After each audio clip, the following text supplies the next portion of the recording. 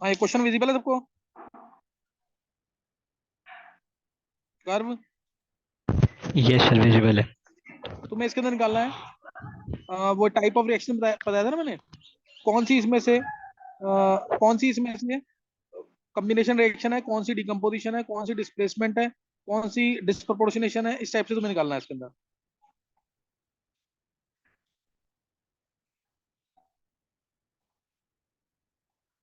8 reaction दिए हैं, आठों में तुम्हें ये बताना है कि कौन सी कॉम्बिनेशन है, कौन सी डिकम्पोजिशन है, कौन सी डिस्प्लेसमेंट है और कौन सी डिस्प्रोपोर्शनेशन है।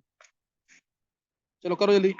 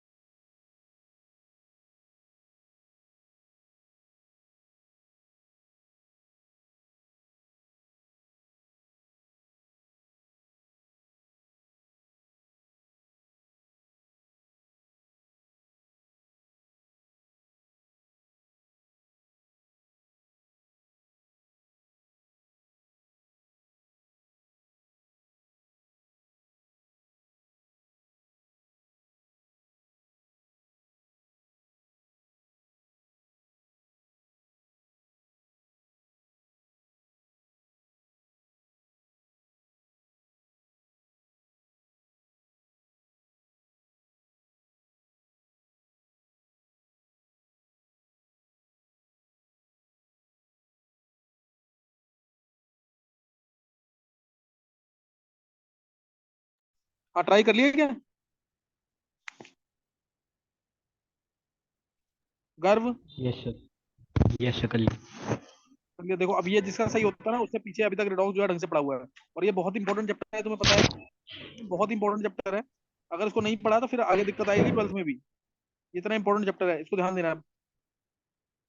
देखो इसमें पहले मैंने बोला N2 + 3H2 गिव्स 2NH3। ये कौन सी टाइप की रिएक्शन है? सर ये कौन सी टाइप की कॉम्बिनेशन। रिएक्शन है? कॉम्बिनेशन। हाँ बिल्कुल सही है, कॉम्बिनेशन रिएक्शन है। यहाँ N2 पे स्टेट। चलो पहले मैं आंसर देता हूँ, देखते हैं आंसर किस सही है। ये कॉम्बिनेशन रिएक्शन है। नेक्स्ट वाली रिएक्शन कौन सी है? कॉम्बिनेशन। कॉम्बिनेशन। यस यार सर। कौन सी रिएक्शन है ये? Sir displacement. डिस्प्लेसमेंट है। डिस्प्लेसमेंट। डिस्प्लेसमेंट आंसर आ रहा है और कॉम्बिनेशन आंसर आ रहा है। मैं भी आंसर दूंगा इसका। और अभी ये है कॉम्बिनेशन रिएक्शन। नेक्स्ट रिएक्शन कौन सी है? नेक्स्ट कौन सी है? सर ये भी कॉम्बिनेशन होगी। ये भी कॉम्बिनेशन रिएक्शन है। उससे नेक्स्ट कौन सी है? Sir same.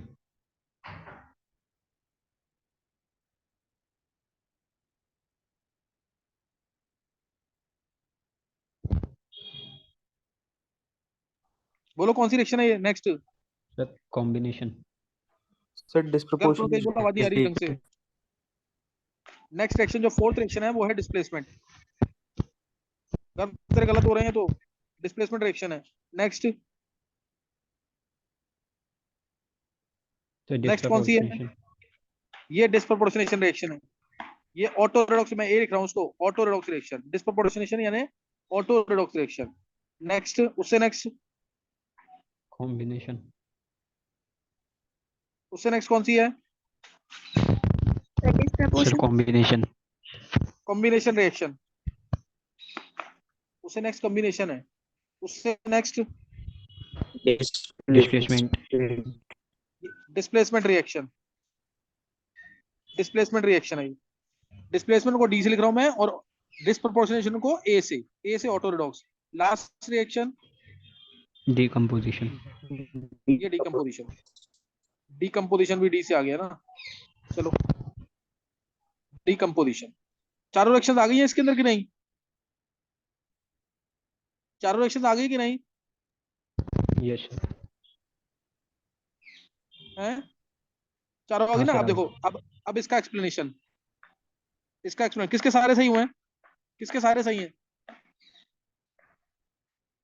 किसके सारे सही हैं?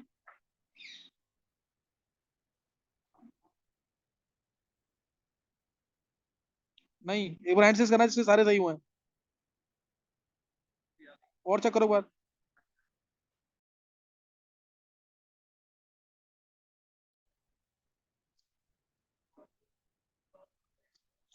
चलो देखो इधर, किसी के सारे सही नहीं हुए हैं।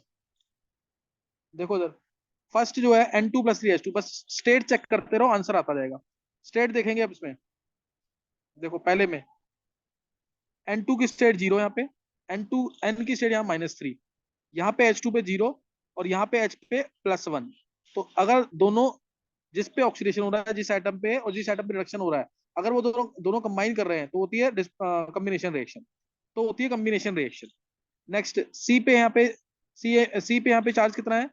सी पे चार्ज यहाँ पे -4 है, सी यहाँ पे चार्ज +4 है, तो ऑक्सीडेशन। एच पे चार्ज, ओ पे सॉरी, ओ पे चार्ज यहाँ 0 है, ओ पे यहाँ चार्ज -2 है, दोनों कंबाइन कर रहे हैं, तो ये भी क्या है? Oxidation reaction. क्लियर? ये भी ऑक्सीडेशन रिएक्शन है। अब NH3+O2, एन पे यहाँ चार्ज 0 -3 आ रहा है, एन पे यहाँ पे चार्ज -3 आ रहा है, ओ पे चार्ज यहाँ पे 0 आ रहा है, और इधर एन पे +2 आ रहा है, ओ पे -2 आ रहा है, तो इसका मतलब ये भी कॉम्बिनेशन रिएक्शन है। ये भी कॉम्बिनेशन रिएक्शन है। फिर Na+H2O चेक करो, Na+H2O, Na पे चार्ज 0 है, Na पे चार्ज 0 है, Na पे चार्ज +1 है, H पे चार्ज +1 है, इधर इधर H पे +1 है, इधर भी H पे +1 है, तो ये कॉम्बिनेशन नहीं है, ध्यान रखना चीज का। H पे +1 यहाँ पे 0 है, तो कंबाइन तो नहीं कर रहे ना जिसमें ऑक्सीडेशन रिडक्शन हो रहा है। तो इसे क्या है ये क्या है फिर इसका मतलब? डिस्प्लेसमेंट। डिस्प्लेसमेंट। गर्व समझ आया अब क्या? सर मतलब अगर जो कंपाउंड बन रहा है उसमें ही ऑक्सीडेशन रिडक्शन होके बन रहा है तो कॉम्बिनेशन होगी। सब कॉम्बिनेशन है। तो यहाँ पे तो डिस्प्लेस हुआ ना, Na ने H को डिस्प्लेस किया है कि नहीं? Yes sir. तो इसलिए क्या है, एक्टिव हाइड्रोजन लिबरेट कर दिया, Na ने H को डिस्प्लेस किया, therefore it is displacement reaction. समझ आया कि नहीं? Yes sir. अगर पता बेसिक्स पढ़, बेसिक्स मत छोड़, बता रहा हूँ तेरे को मैं। चैप्टर को तू ये मत छोड़ कि चैप्टर इजी है ये तो हो जाएगा। उसको शुरू से लेके लास्ट तक पूरा पढ़। कल पीरियोडिक भी तो तूने सुनाया जो, उसमें भी देख ले थोड़ी थोड़ी दिक्कत आ रही है। छोड़ मत कुछ भी, परफेक्शन के साथ कर बिल्कुल। सही ना? Rank 1 to 100, rank to 1 to 500 ना, ये बहुत आसानी से नहीं आती। इसमें हर एक चीज आनी चाहिए, याद करने वाली भी, समझने वाली भी। नेक्स्ट, P4+NaOH, ये तुम्हें निकाल लिया होगा सबने। P पे 0 यहाँ पे चार्ज, P पे -3, P पे यहाँ पे 0, और यहाँ पे P पे +1 आएगा, तो therefore it is disproportionation. Same element is oxidised as well as reduced, therefore it is auto redox reaction. ये ऑटो रिडॉक्स रिएक्शन है। Last Mg+N2 gives Mg3N2। ये तो पता लग रहा होगा, Mg पे चार्ज 0, यहाँ N2 पे चार्ज 0, और Mg पे यहाँ पे आ रहा है +2, और N पे आ रहा है -3, दोनों कंबाइन कर रहे हैं, तो therefore it is combination reaction. Mg+TiCl4, MgCl2। Clear? MgCl2 आ गया, है ना? MgCl2 आ गया, तो Mg पे चार्ज यहाँ पे 0 है, और Ti पे यहाँ पे +4 है। डिस्प्लेसमेंट हो रहा है, क्लियर दिख रहा है तुम्हें? ये डिस्प्लेसमेंट रिएक्शन है, ये तुम्हें क्लियर दिख रहा है। लास्ट, डिकम्पोजिशन ऑफ वाटर, ये तो तुम्हें दिख रहा है यहाँ पे H पे चार्ज यहाँ पे +1 है, यहाँ पे H पे चार्ज 0 है, O पे चार्ज यहाँ -2 है, और यहाँ पे O पे -2 है, तो ये दिख रहा है कि जो कंपाउंड है वो डिकम्पोज कर रहा है। समझ आ गया कि नहीं? ये तो ये चारों टाइप्स की रिएक्शन सब क्लियर हो गई, पहचानना आ गया कि नहीं? Yes sir. ये ध्यान रखना इस चीज का। अब इसके अंदर जो इंपॉर्टेंट बातें हैं मैं बता देता हूँ। सही ना? बहुत ही बेसिक लेक्चर है ये, और लेकिन बहुत ही इंपॉर्टेंट। देखो उधर, पहली जो रिएक्शन है, पहली रिएक्शन जो है उसका, गर्व तू बोल, पहले प्रोसेस, पहली रिएक्शन का नाम क्या है? सर किस हेबर्स चीज की प्रोसेस। प्रिपरेशन थी? हाँ बोल, जोर से बोल कर थोड़ा। सर अब सही आ रही है बस। हाँ अब आ रही है सही बिल्कुल। हेबर्स प्रोसेस पहला। हाँ, पहला है Haber's process for manufacturing ammonia, detail नहीं दी है, मैन्युफैक्चरिंग अमोनिया के लिए होता है। दूसरा कंबशन ऑफ मीथेन, दूसरा क्या है, कंबशन ऑफ मीथेन और एनी फ्यूल। तीसरा क्या है,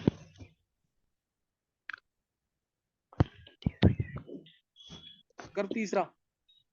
सर एक सेकंड सोच रहा हूँ। कर पता तो करना पड़ेगा तेरे को ढंग से, तू सारे चैप्टर करके सुना मेरे को, एक करके जल्दी जल्दी। NH3 प्लस O2 के SNO, ये पता होगा, बाकी बच्चों को पता होगा कौन सा प्रोसेस है ये। Sir Bosch process. नहीं नहीं नहीं, Oswald process for manufacturing of nitric acid, NO plus half O2, NO2 देगा, NO2 plus H2O, HNO3 plus NO देगा, यार आ गया कि नहीं। ये सर। ये ऑसवाल्ड प्रोसेस है फॉर मैन्युफैक्चरिंग नाइट्रिक एसिड। फिर लास्ट में फोर्थ वाले में Na प्लस H2O, ये तो सिंपल रिएक्शन है। Active metal displace hydrogen from, क्या, रिमूव हाइड्रोजन फ्रॉम वाटर, ये तो बहुत इंपॉर्टेंट है, विग्रस रिएक्शन होती है, बहुत फास्ट रिएक्शन होती है। इसे सोडियम फायर को कभी भी पानी से नहीं बुझाना चाहिए। सोडियम फायर जो होती है उसको हमेशा किससे, राख वगैरह डाल के बुझा सकते हैं, सैंड वगैरह डाल करके। पानी से बुझाएंगे तो फिर वो आग जो है, फ्लेम जो है और बढ़ जाएंगी। फिर उससे नेक्स्ट जो है बहुत ही इंपॉर्टेंट रिएक्शन, बहुत ही इंपॉर्टेंट, याद कर लेना इसको। What happens when white phosphorus reacts with alkali in inert atmosphere of CO2? What happens when white phosphorus reacts with alkali in inert atmosphere of CO2? तो आंसर आता है PS3 गैस मिलती है, फॉस्फिन गैस मिलती है poisonous, साथ में sodium हाइपोफॉस्फाइड, साथ में सोडियम हाइपोफॉस्फाइड। डिस्प्रोपोर्शनेशन रिएक्शन है, इसके बारे में जरूर पूछा जाता है, इसके बारे में जरूर पूछा जाता है। और कई बार तो ऐसा होता है, बोलते हैं what happens when white phosphorus heated with alkali in inert atmosphere of CO2। तो उस केस में PS3 तो मिल रहा है, लेकिन साथ में NH2PO मिलता है ना, ये नहीं मिलता, क्योंकि ये गर्म होकर के H3PO4 की फॉर्म में चला जाता है। तो पी की स्टेट +5 भी हो सकती है, पी की स्टेट यहाँ पे +5 भी हो सकती है। H3PO2 को गर्म करते हैं तो H3PO2 या H3PO3 को गर्म करते हैं तो H3PO4 प्लस PS3 मिलता है। ये बात की बात है, पी ब्लॉक के अंदर है। अच्छा अभी ये छोड़ देंगे इसको। अच्छा नेक्स्ट Mg+N2 Mg3N2, ये भी कोई खास प्रोसेस नहीं है। और मैग्नीशियम जो है बर्न करता है एयर के अंदर, एयर के अंदर बर्न करता है, ये इस टाइप का प्रोसेस है। सेवंथ प्रोसेस बहुत इंपॉर्टेंट है, crawls process. Seventh process, titanium की मैन्युफैक्चरिंग हो रही है, crawls process, KROLLS, crawls process. और लास्ट वाला डिकम्पोजिशन ऑफ वाटर। क्या नोट कर लिए बातें सारी की नहीं, ये नोट करिए सारी बातें कि नहीं, एक बार देख लो, नोट करो जल्दी।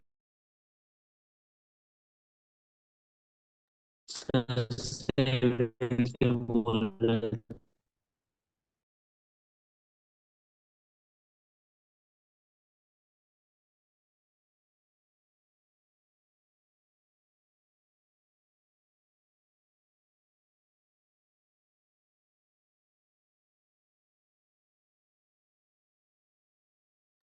चलो ये हो गया। अब इसके अंदर मान लो इसी क्वेश्चन के अंदर मैं तुमसे बोलता हूँ हर एक एटम का इक्विवेलेंट वेट निकालो, हर एक मॉलिक्यूल का, जो भी मॉलिक्यूल्स हैं उन सबका इक्विवेलेंट वेट निकालना है। वो कैसे निकालेंगे, वो भी सुन लेंगे एक बार, निकालना है, किसी को एक बार ट्राई करना है इक्विवेलेंट वेट इन सबका।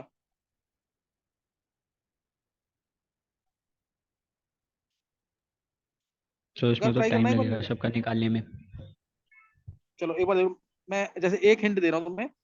इक्विवेलेंट वेट जो होता है, इक्विवेलेंट वेट जो होता है वो होता है molecular weight, molecular weight divide by n factor, सबको पता है। इक्विवेलेंट वेट होता है molecular weight by n factor. N factor कैसे निकलता है रिडॉक्स के अंदर, नंबर ऑफ इलेक्ट्रॉन, एक लाइन याद रखना बहुत important.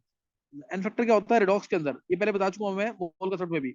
Number of electrons transferred for one mole of the compound, clear, number of electrons transferred for one mole of the compound, ये होता है, ये क्या होता है, इक्विवेलेंट वेट। और एन फैक्टर क्या था, number of electrons transferred for one mole of the compound. एक मोल कंपाउंड बनाने में या एक मोल कंपाउंड डिकम्पोज करने में जो इलेक्ट्रॉन्स ट्रांसफर होंगे वो होता है एन फैक्टर, वो क्या होता है एन फैक्टर। तो इक्विवेलेंट वेट निकालने हैं अगर, तो एक बार थोड़ा सा सुन लेंगे इसको। और इसको, इस क्वेश्चन को मैं एक ही क्वेश्चन करा रहा हूँ आज इस लेक्चर में, इस एक क्वेश्चन को 4-5 बार जरूर करना, नहीं तो फिर कल की क्लास में समझ नहीं आएगा। कल की क्लास इंपॉर्टेंट वाली होगी, हो सकता है उसके बैलेंसिंग का मैं वो एक तो हिंट दे दूंगा, प्लस इक्विवेलेंट वेट निकालना सिखाऊंगा उसमें। कल की ऑफलाइन वाली क्लास जो है बहुत इंपॉर्टेंट होगी।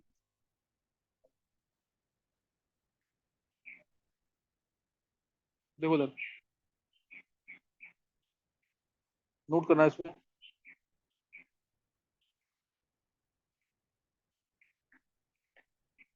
पहला केस है जैसे N2 plus 3H2 gives 2NH3। N2 पे चार्ज 0 था यहाँ पे N पे कितना था -3। तो 1 मोल N2 के लिए 6 मोल इलेक्ट्रॉन जा रहे हैं कि नहीं? 1 मोल N2 के लिए 6 मोल इलेक्ट्रॉन यूज हो रहे हैं कि नहीं? N2 plus 6 electron gives 2N minus 3। समझ आया कि नहीं है? Yes sir. तो उसका फैक्टर कितना आ जाएगा? N2 का इक्विवेलेंट वेट कितना आ जाएगा? 28/6। 28 डिवाइड बाई 6, 28/6। H2 का कैसी क्या होगा ऐसी? H2 का 2/2। 3H2 है, चार्ज इधर 0।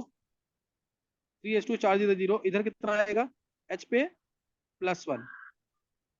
तो 2 इंटू 3 इंटू +1 कितना आ जाएगा ये? तो इसमें कितना भी 6 का ही कितना आएगा बोलेंगे एन फैक्टर? हाँ, सर। वो इधर भी 6 इलेक्ट्रॉन आएंगे। 2/2 आ जाएगा। 3 मोल H2 के लिए 6 इलेक्ट्रॉन यूज होंगे। एक एक चीज ध्यान से करना, नहीं तो सीख नहीं पाओगे बिल्कुल। 3 मोल H2 के लिए 6 मोल इलेक्ट्रॉन यूज हुए।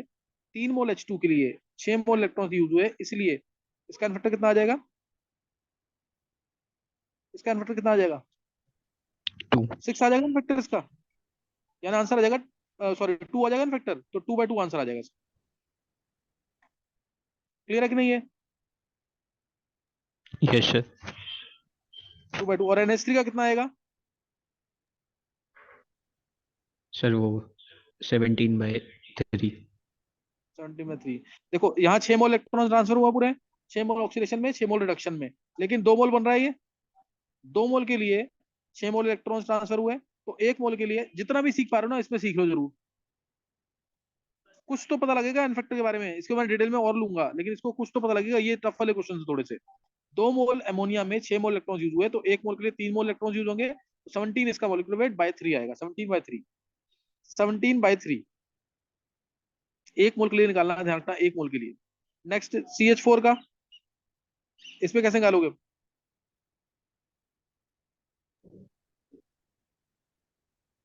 सिक्सटीन बाई एट हो जाएगा। कैसे आएगा 16/8? -4 से +4 में जा रहा है तो 8 इलेक्ट्रॉन का चेंज आ गया, और 1 मोल के लिए ये, और मास 16/8। देख सुन सुन गर्भ, यहाँ पे C पे आया -4, H पे आया +1, है ना? तो -4 से C पे -4 है, H पे +1, C पे -4 से क्या आ रहा है? +4। तो 8 इलेक्ट्रॉन रेंज। और इसमें इसी में H4 जो था, इसमें क्या हुआ? इसमें क्या रिडक्शन कुछ हुआ भी कि नहीं नहीं? सर, H तो +1 में ही है। हाँ सही है। तो -4 से चार्ज आया यहाँ पे +4, तो 8 का चेंज आ गया, तो आंसर कितना आ जाएगा? 8।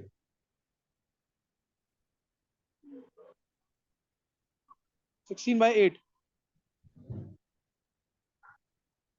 समझ आ गया कि नहीं? है O2 का कितना आएगा?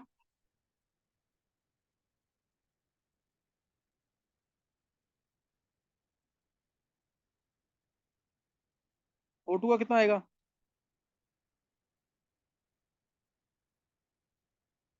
सर 32/6 आएगा। 32/4। सर इसमें H2O में भी तो -2 में जा रहा है। बस इसमें O2 से 2O-2 कर बस। सर ये H2O नहीं लेंगे? हाँ, नहीं नहीं, मैं कह रहा ये हूँ H2। 2O-2, इसको सिंपल देख, उधर भी -2 है, इधर भी -2 है ना? हाँ, तो 3 हो गए ना टोटल -2 के। हाँ, तो इधर भी तो बैलेंस करेगा ना तो फिर। इसको भी रहने दे गर्व, इसको रहने दे भी, जो बता रहा हूँ इतना कर ले। मिथेन वाले का इसको छोड़ दे, मैं समझाऊंगा तब करना है इसको। नेक्स्ट सर NH3 आगे तो का। वैसे भी पूरी बैलेंस्ड इक्वेशन में निकलेगा ना।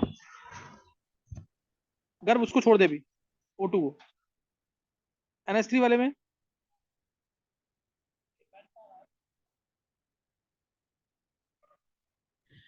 सर 17/5। NH3 में यहाँ पे N पे -3 है, इधर N पे +2 है, तो कितना इलेक्ट्रॉन का चेंज आ गया? 5 का। 5 का चेंज आ जाएगा कि नहीं? तो यस 17/5। 17/5। यहाँ पे Na का तो सेम रहेगा, यहाँ पे Na का सेम रहेगा। यहाँ P4 का कैसे निकालोगे? Na सर, पे वो 0 वन था या बाई एन +1 है इक्वल इसलिए। 1/n1 + 1/n2 करके। हाँ सही है। अब यहाँ से ना थोड़ा सा क्वेश्चंस में ले रहा हूँ, एक बार क्वेश्चन ले लेंगे, उससे क्लियर होगा, उससे ज्यादा क्लियर होगा। अभी तुम्हें बस यहाँ पे ये पहचानना, दोबारा मैं बोल रहा हूँ, एन फैक्टर यहाँ दिक्कत वाले थे, मेरे को पहले इजी वाले लेने चाहिए थे, उसको छोड़ दो तुम, सही ना। अभी जैसे मैं एक टाइप ले रहा हूँ सिर्फ, अगर तुम्हें इक्विवेलेंट वेट निकालना है उसका सिर्फ एक टाइप, जैसे ये मान लो मैंने बोला तुमसे, एग्जाम्पल लिया एक,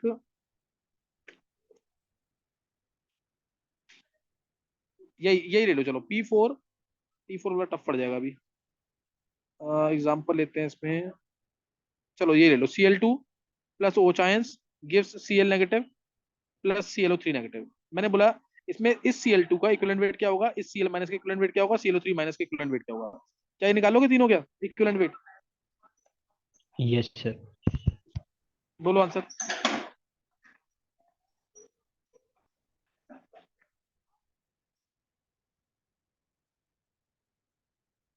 एक बार आंसर ट्राई करो। ये मैंने कल क्लास में, परसों क्लास में तुम्हें बता दिया था कि एन फैक्टर कैसे निकालते हैं डिस्प्रोपोर्शनेशन रिएक्शन में।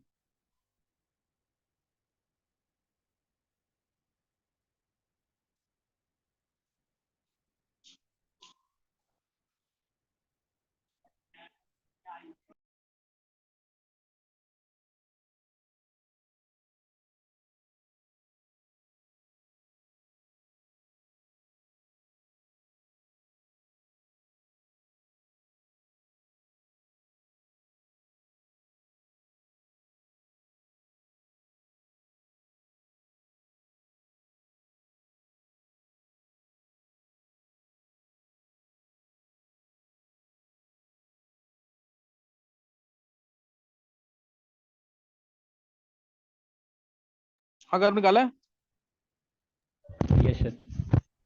हाँ बोल। सर Cl2 का इन्फेक्टर 5/3 आता है, Cl नेगेटिव का हाँ 1, ClO3 नेगेटिव का हाँ 5। सही है।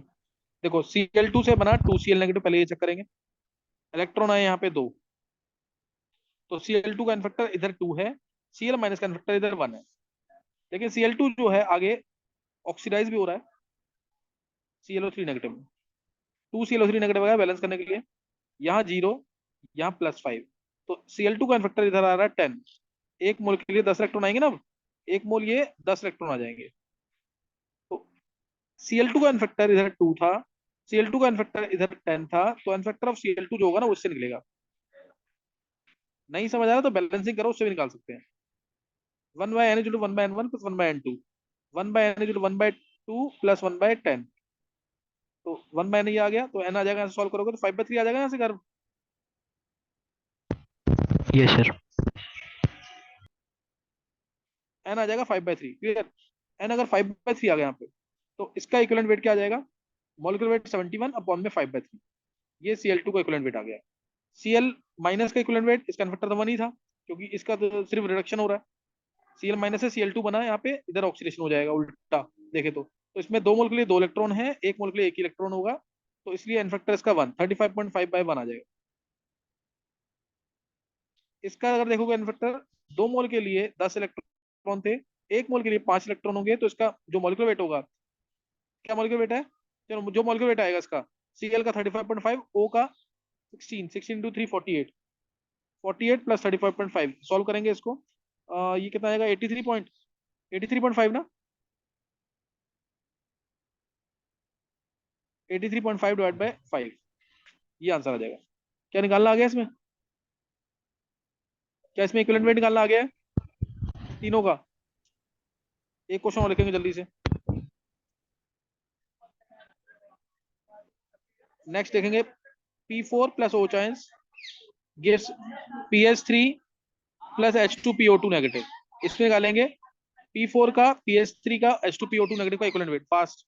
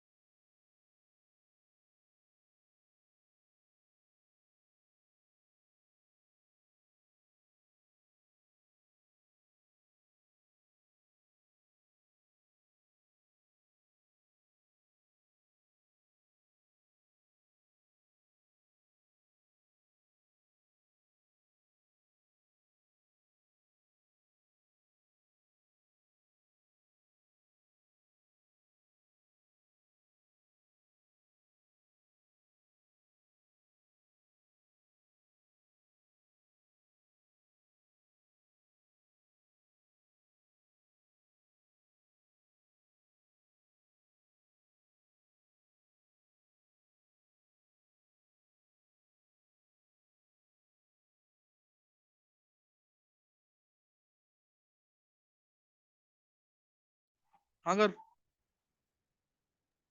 सर P4 का 3 आ रहा है और एनफेक्टर। PH3 का, हाँ हाँ PH3 का आ रहा है 3 और H2PO2 नेगेटिव का 1। अच्छा देखते हैं एक बार। P4 से बन रहा है, P4 से बन रहा है 4PH3, 4P3 नेगेटिव। तो इलेक्ट्रॉन कितने आ गए यहाँ से, 0 से 12, 12 इलेक्ट्रॉन आ जाएंगे। और P4 से बन रहा है H2PO2 नेगेटिव, 4 आएगा, +1 चार्ज आएगा, तो यहाँ पे आ गए 4 इलेक्ट्रॉन। तो एन फैक्टर जो P4 का आएगा वो आएगा 1/n 1/12 प्लस 1/4, 1/4 को 3/12 भी ले सकते हैं।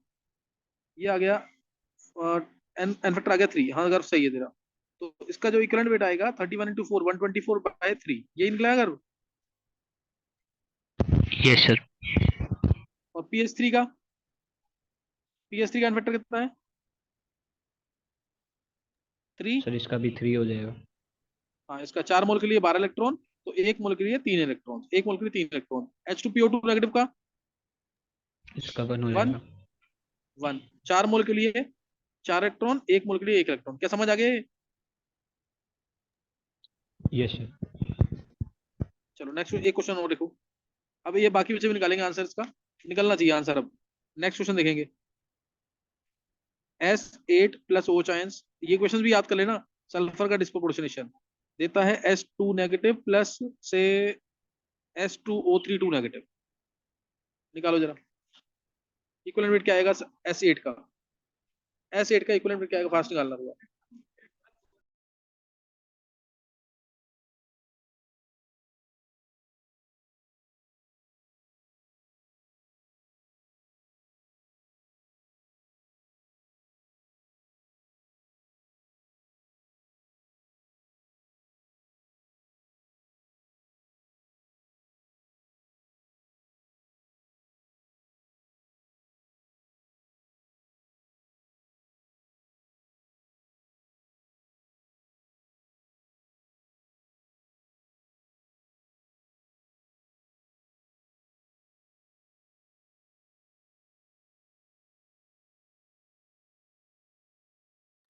अगर सर S8 का 8 आता है। 8 आ रहा है, हम्म, देखेंगे एक बार।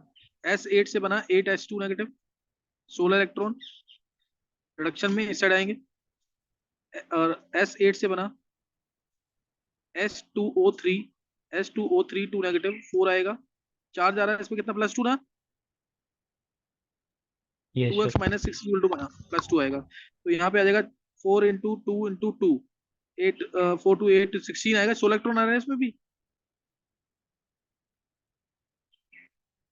तो 1/n = 1/16 प्लस 1/16, तो n की वैल्यू कितनी आ गई, 8 आ गई कि नहीं, ये निकाला अगर। Yes sir. तो ये n की वैल्यू, n फैक्टर इसका 8 आ गया, इसका n फैक्टर 8, यानी इसका जो इक्विवेलेंट वेट होगा वो 32 × 8 डिवाइड बाय 8 होगा, यानी 32, 32 × 8 डिवाइड बाय 32 और बाय 8, तो 32 आंसर आ जाएगा। और इसका जो एन फैक्टर होगा, इसका एन फैक्टर आएगा 8 मोल के लिए 16 इलेक्ट्रॉन, 16 मोल इलेक्ट्रॉन, तो 1 मोल के लिए 2 इलेक्ट्रॉन, तो इसका एन फैक्टर 2 है। और इसका जो एन फैक्टर आएगा S2O32 नेगेटिव का, 4 मोल के लिए 16 इलेक्ट्रॉन, तो 1 मोल के लिए 4 इलेक्ट्रॉन, तो इसका एन फैक्टर 4 है। अब एक बार हैंड से करना किसी का सही हुआ ये,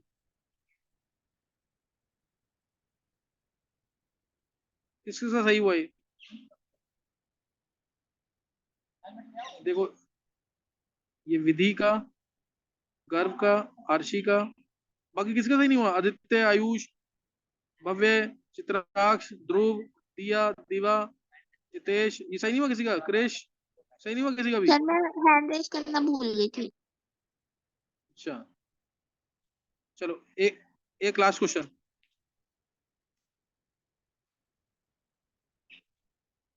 एक लास्ट, HCHO से बन रहा है, HCHO से बन रहा है CH3OH प्लस HCO नेगेटिव, ये सही निकालना। अब इक्विवेलेंट वेट निकालो HCHO का, CH3OH का भी, HCO नेगेटिव का भी, ट्राई करो।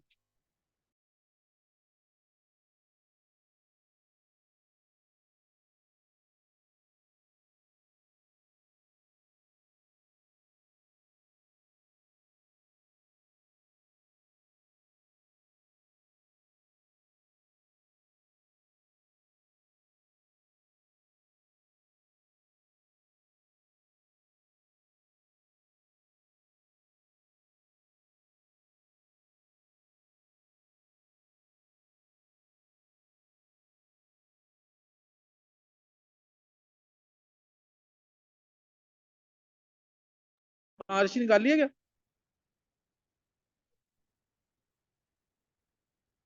अर्शी, नौ से वो पहले का ही था, अभी कर रहे हो। अच्छा सही, करो जल्दी करो।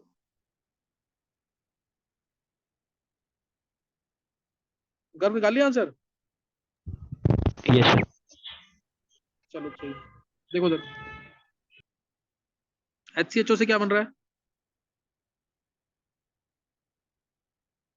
HCHO से बन रहा है CH3OH। कार्बन दोनों जगह एक एक है, यहाँ पे चार्ज आ रहा है 0, X+2 - 2, यहाँ पे 0 आ रहा है, और यहाँ पे कितना आ रहा है? यहाँ पे कितना -2 आ रहा है कार्बन पे।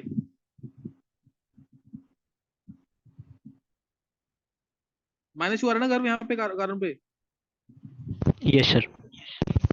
यहाँ पे -2 आ रहा है, तो 0 से -2, 2 इलेक्ट्रॉन इधर गेन करेगा, ये रिडक्शन हो गया। और HCHO से बन रहा है HCOO-, इधर कितना आ रहा है कार्बन पे?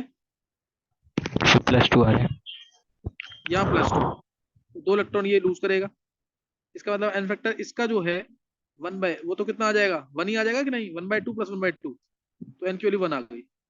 इसका एन फैक्टर आ गया 1, इसका एन फैक्टर आ गया 2, और इसका भी एन फैक्टर आ गया 2। समझ आ गया कि नहीं? समझ आ गया कि नहीं ये?